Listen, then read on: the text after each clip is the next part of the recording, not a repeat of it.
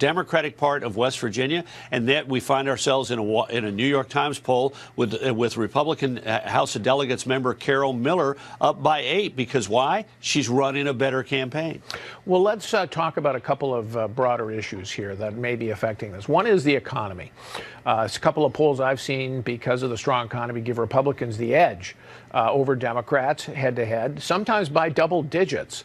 And yet it doesn't seem to be the main voting issue this year. Why isn't the economy working as well for Republicans as you might think?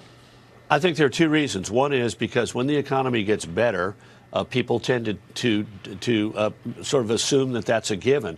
The economy was very strong in 2006 when the Republicans lost the House, and largely because of concerns about the Iraq War and scandals among Republicans. Right. But the economy wasn't being talked about. The other reason, the president needs to set the tone and focus on the economy, and the president has bounced around from issue to issue, from item to item, and the lack of a consistency in not only saying the economy is good, but more importantly, describing what pro-growth policies he's going to pursue in the months and years ahead to make it even better. Those two things are missing. Yeah, I don't see any discussion at all about, for example, what is the Democratic agenda on taxes, for example. I mean, I think they're going to come out and they're going to try, as I listen to them quietly, they're going to try to repeal the tax reform, at least in large part, and raise taxes. But you don't hear Republicans talking about that.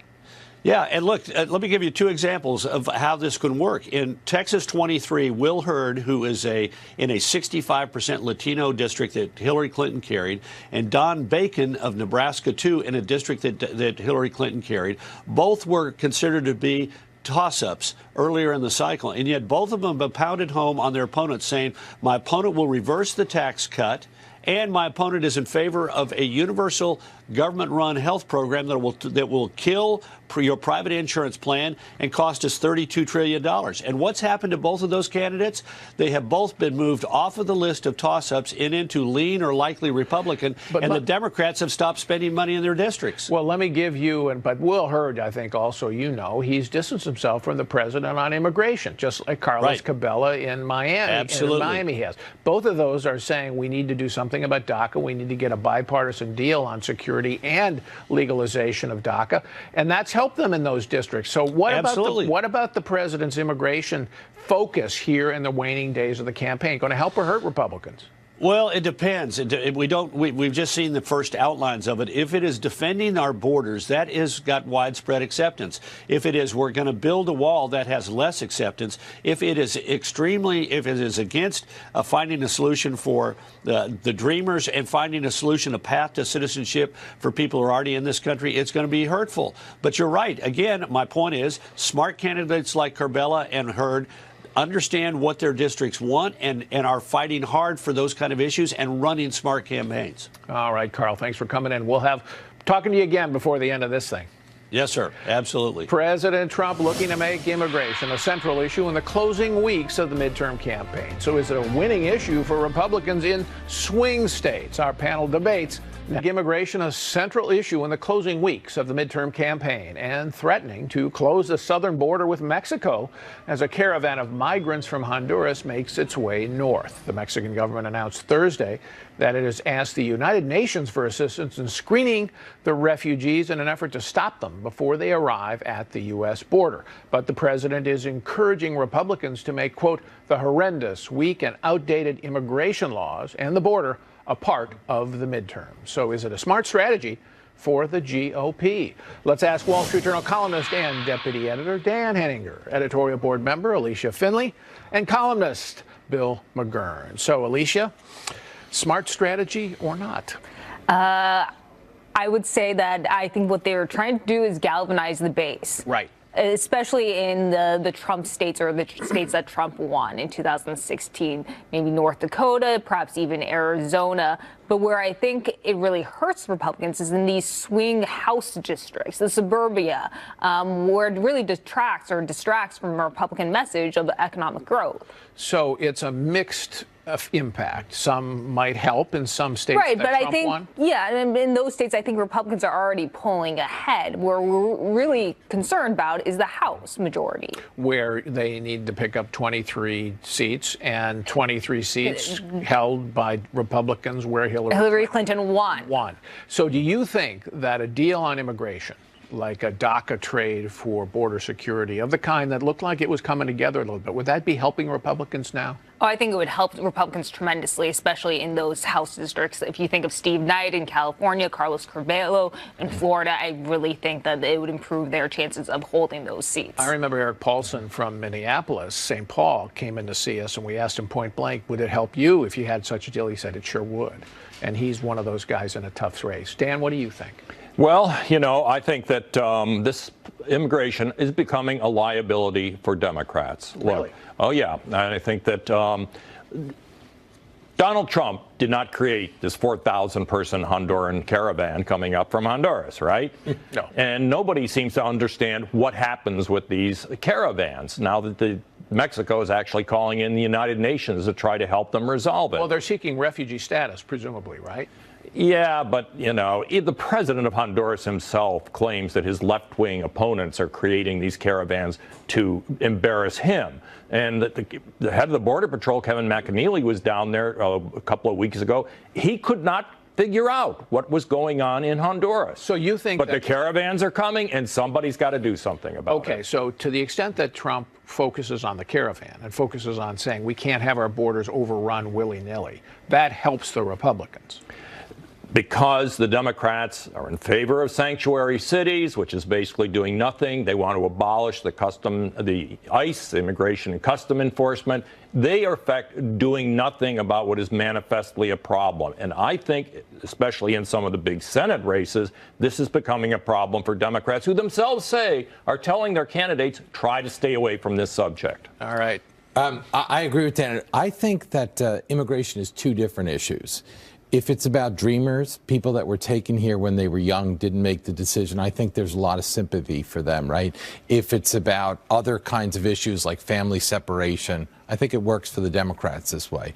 But I agree, when you have a caravan trying to bum rush the border, that's a different kind of immigration issue, and I think it plays in different districts. I do think there's a danger. I look at my district, a competitive suburban district, classic swing district in New Jersey, where Jay Weber is facing a very attractive Democratic candidate.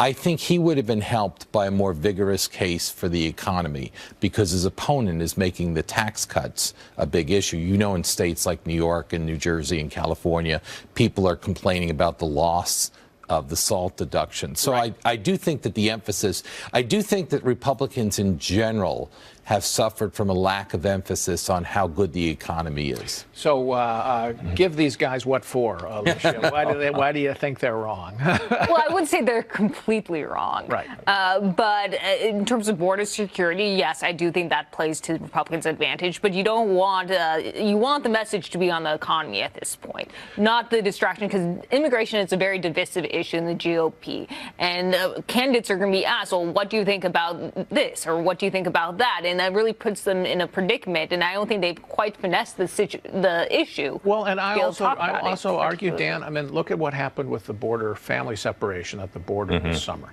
That was fundamentally an issue of, okay, we're going to increase enforcement at the border. That was a fiasco, and that redounded to the Republican detriment, I think, in a lot of these districts, because they looked and said, well, why are we doing this? And yet that was a function of the preoccupation with border enforcement. But I think the politics have shifted, Paul, and the burden is now going over onto the Democrats for not having any kind of solution to the immigration problem, in the same way that health care has become a Republican problem because people are looking to the Republicans for a solution. They said they would do it. They really haven't. I think that's what's happening to the Democrats on immigration. Yeah, I think, look, again, immigration is one issue, but when you have a caravan, again, trying to just come over the border, what people dislike is the lawlessness. I think that plays to the advantage. And Democrats are incapable of saying that we should have any border security, I think. Yeah, well, if it's sanctuary cities, I think you guys are right at that place. But if it's separation of families, I think that's going to hurt. Deporting fathers who have been here for decades. But right now, there's a caravan coming, right? I mean, that was 6 months ago. All right, gentlemen, and Alicia, when we come back, two closely contested governor's races, giving us an early preview of 2020, perhaps, so can Trump-aligned Republicans. Two high-stakes governor's races shaping up to be a preview of 2020 with Trump-backed Republican candidates in close contests with their progressive Democratic challengers. In Florida, polls show former Congressman Ron DeSantis running even with Tallahassee Mayor Andrew Gillum. And in Georgia, where early voting started this week, Secretary of State Brian Kemp leads Democrat Stacey Abrams by just 2 points. So, Dan, other than these are very important states, large states, what's the significance of these two governor's races? Well, and to a great extent, Paul, they're kind of proxies for national politics. Donald Trump versus the Democrats now personified mostly by progressive Democrats like Kamala Harris, Cory Booker. That would be kind of your setup for the presidential in 2020. Here in Georgia and Florida, you've got a couple of basically progressive Democrats, African Americans, Stacey Abrams in Georgia, Andrew Gillum in Florida, who has had to deny, incidentally, that he's a socialist because his policies are too far left, running against two candidates who have aligned themselves, Republicans who have aligned themselves with Donald Trump. So it's a very conservative candidate running against the progressive. The other thing I should point out is Stacey Abrams, for example, in Georgia, has spent 5 years enlisting black minority women, younger voters, getting them on the voting rolls. It is a test of the Democrats and the energy, the progressive opposition to Donald Trump, and she is going to be an excellent test of whether the Democrats, by running to the left, but running with a lot of enrolled voters and energy, can defeat the Republicans. Yeah, Alicia, it's really interesting. You look both sides, both Republicans and Democrats. These candidates emerged almost from their base, the base of their party. I mean, DeSantis and Kemp both wrapped themselves around Trump to be able to defeat more centrist Bush kind of candidates. In the Democratic side, these two candidates, Abrams and Gillum, really the progressive energy. So you have pretty far ideological divide. I mean, one of these two is going to win. It's a very different government in both states. Well, I think that's right. I mean, you still have to consider that the Republicans will probably hold the legislatures in both states. Right. But you see Andrew Gillum, $15 minimum wage, Medicaid expansion, free college tuition. Stacey Abrams supports many of the same things, and they're going to be pushing those. And I think some Republicans, moderates, they may go along. I mean, you have to consider in Kansas, another governor's race that's up for grabs. Many Republicans in the legislature support Medicaid expansion and some of the goals of the Democrats. Well, so, Bill, I'll tell you, Adam Putnam running in Florida, I think he was a member of Congress, and he lost to the current, to DeSantis. And I think Putnam right now would be running away with this race. Yeah, I'm not sure. I mean, it's as you say, it's a black and white divide. I think it's also a harbinger for 2020 in the sense that if Democrats can win on this progressive agenda, it'll give them more confidence that they can take those themes nationally against Donald Trump in 2020. It hasn't really happened yet. But it's also clearly where the party is, right? Where the Democratic Party is. It's where the energy is. Where the energy is. Both African-American candidates in those two states you mentioned.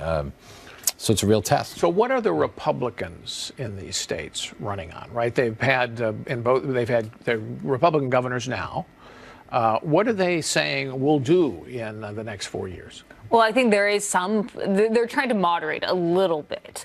You see in Florida, DeSantis is talking about cutting taxes, cutting the corporate rate, partly to draw a contrast to Gillum, who wants to raise the corporate rate and raise taxes, which does not play well. In Georgia, Kemp is really focusing on some cultural issues, some sanctuary cities, a religious freedom law, to try to rally that base. And, one of the X factors here, Paul, when we talk about Republicans and Democrats, by and large, and fortunately all the races we talk about these days, the Republicans and Democrats are locked in completely on their candidates. there are still independent voters in all of these states, and they have got to figure out which way they want to lean. And in states like Florida and Georgia, the choice is pretty clear. These are not too close to, like in Ohio, Mike DeWine running against Richard Cordray. They've been running kind of close together, but not in Georgia and Florida. There's a real choice down there for independents to make. This is the current.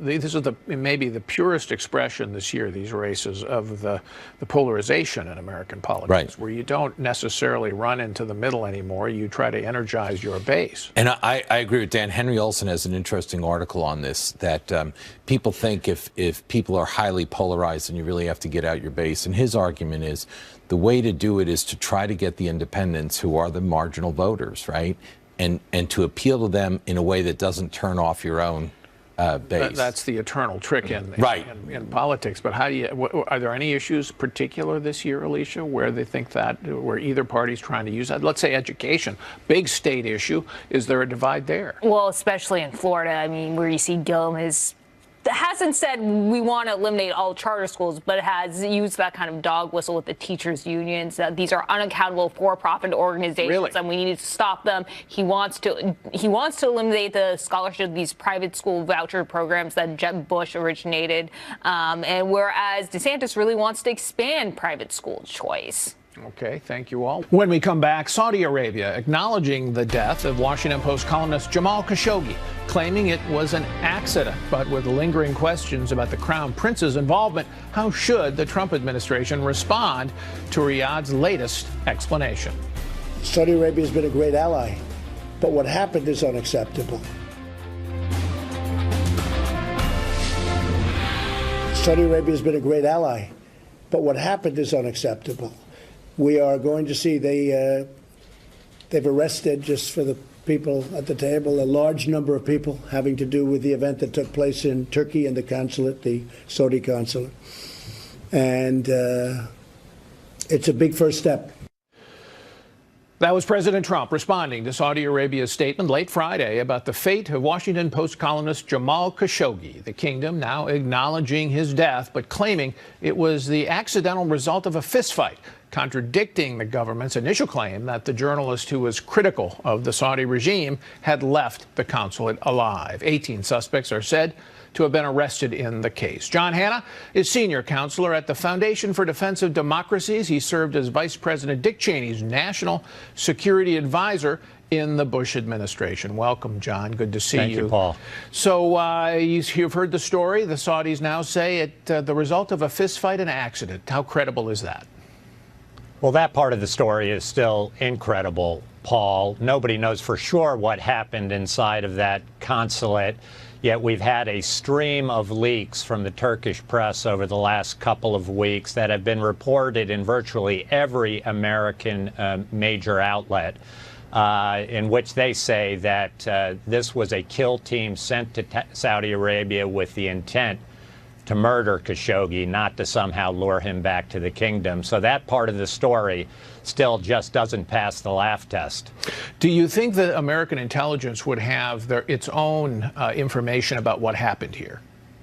I think they will have information. Whether they've got the kinds of goods of surveillance from inside the consulate itself at the time that Khashoggi died, that's unclear to me. We may have to rely a lot on Turkish intelligence for that specific evidence. Of course, the Turks have their own incentives here. They're something of a rival of Saudi Arabia for influence in the Middle East. So it's hard to know who to trust here, isn't it? I think that's exactly right. There are so many other agendas going on here. The Turks and their allies in the region, the Qataris, both despise the Saudis. They would be eager to humiliate Mohammed bin Salman, to take Saudi Arabia down a peg. So they've got a lot of incentives here to keep this drip, drip, drip going against Saudi Arabia, and to keep the pressure on the United States to keep pushing the Saudis as well. Yeah, the people who have been arrested and 5 officials fired, so many of these are in the inner circle of the Crown Prince, MBS as he's known, and yet there's no link to him. But is it plausible to you that the Saudis don't admit any link to him, but is it plausible to you that they would have acted without MBS's approval, at least tacit or explicit? No, I think as an analytical matter, for anybody who's followed the Saudis and the House of Saud closely, and particularly Mohammed bin Salman, who's known as a control freak, it's hard to imagine something as significant as this happening with the potential international ramifications it's clearly had, not happening without some kind of express order from Mohammed bin Salman. Okay, so knowing that, then the president calling this a good first step, President Trump, what do you think of that response, and what should we do? Well, I think just again, as an analytical matter, this is a good first step. I mean, for 2.5 weeks, the Saudis have said that this man left that consulate of his own free will. They've now finally admitted he has died in that consulate at the hands of Saudi officials and on the orders of at least people as powerful and at as high a level in the Saudi establishment as you can get without implicating one of the royals or Mohammed bin Salman himself. So I think that is important progress for the Saudis. Yet the United States shouldn't be the people vouching for the credibility of this investigation. We still need answers. We need a body. We need to know how Khashoggi was killed in that embassy. All right, when that happens at some point here in the next few days or weeks, then what can the United States do on a policy front to be consistent with our interests, which is our alliance with Saudi Arabia and the Middle East, but also our values, which means we don't sanction murder of journalists? Yeah, we first of all got to obviously speak the truth here, which was that this was a brazen, unacceptable breach of international norms against a person under the protection of the United States, living in the United States, working for one of the major American media outlets, the Washington Post. So we've got to be very clear in our rhetoric, very clear that this can never, ever happen again, or it will, in fact, jeopardize the U.S.-Saudi strategic partnership. And there are sanctions that we need to put into place, these global Magnitsky Act sanctions that are very targeted against specific Saudi perpetrators of this action. And then I think we've got to consider real pressure on the Saudis finally. Don't indulge Mohammed bin Salman as much as we have over the last year. He's now creating more problems for us than he solves, the problem in Yemen in particular. Right. I think there needs to be a much stronger U.S. hand to force some kind of political settlement here and get the Saudis to the table. But if you sanction using the Magnitsky sanctions, which are aimed at individuals, if you sanction the people all at the lower rungs here, and below MBS, and you don't sanction him, I mean, are you going to look like you've actually let him off the hook? Well, I think that's always the danger, and that's the delicate line the United States walks. We got to stand up for our values. On the other hand, we have got important business to get done in the international community. You do that with the leaders that are in place in these countries. So long as MBS is there, we've got to be able to do business with him in the interests and in the security of the United States of America. We've seen this in Russia. We continue to have summits with Vladimir Putin, despite the fact he's killing dissidents in England. And we do it with people like Kim Jong-un, where we've got to negotiate an end to their nuclear program, despite the fact that just over a year ago, Kim Jong-un was responsible for the detention, the torture, and eventually the murder of an American citizen, Otto Warmbier. All right, so it's a very delicate walk. Thank you, John Hanna. Appreciate coming in. Sure, Paul. Thank you. Still ahead, Elizabeth Warren tests the 2020 waters, rolling out her response to Donald Trump's Pocahontas taunts. So did the likely Democratic presidential candidate help or hurt her chances with this week's DNA release? Our panel debates next. I apologize for saying it. And I hereby, oh no, I want to apologize. I'll use tonight. Pocahontas, I apologize to you. I apologize. To you, I apologize. To the fake Pocahontas, I won't apologize. It's causing her problems. You know, that name's good because now even the liberals are saying, take a test. Massachusetts Senator Elizabeth Warren taking President Trump's bait this week and releasing the results of a DNA test that suggests distant Native American ancestry dating back 6 to 10 generations. The move by Warren, who is seen as a likely contender for the Democratic presidential nomination in 2020, is drawing scorn from the right and even some criticism from the